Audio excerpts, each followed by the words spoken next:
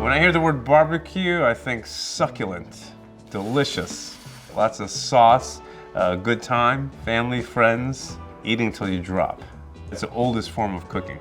Something like in our DNA that craves it, that wants it. I've always gravitated towards the dinner table. I've always gravitated towards the kitchen. It's a place where I feel at home, a place where I get the most excited.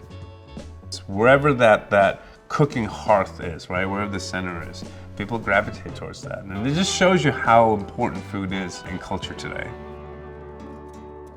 Korean barbecue is not barbecue the way we think of it in the American South, but I kind of like sort of the merge or the intersection or the melding of the two.